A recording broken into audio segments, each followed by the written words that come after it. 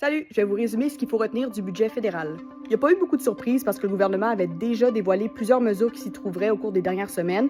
Par contre, ce qui retire vraiment l'attention, c'est la hausse de l'impôt sur les plus fortunés. Ottawa augmente l'impôt sur le gain en capital supérieur à 250 000 annuellement. C'est quoi un gain en capital imposable? C'est par exemple le profit qu'on ferait sur la vente d'un chalet. Ça ne visera pas beaucoup de personnes, on parle d'à peu près 40 000 Canadiens, donc environ 0,1 % de la population. Sinon, il n'y a toujours pas de plan pour un retour à l'équilibre budgétaire. Depuis leur arrivée au pouvoir, les libéraux n'ont toujours pas présenté de plan pour y arriver, chose qu'a rapidement critiqué le chef de l'opposition, Pierre Poilievre. Sinon, Ottawa a annoncé des investissements de 53 milliards de dollars au cours des 5 prochaines années, notamment en logement, en défense et en intelligence artificielle. Le logement a pris une grosse partie du budget. Le gouvernement promet notamment de construire près de 4 millions de logements d'ici 2031. Sinon, une autre mesure qui n'avait pas été annoncée à l'avance, on a appris que le gouvernement prévoit de réduire la taille de la fonction publique.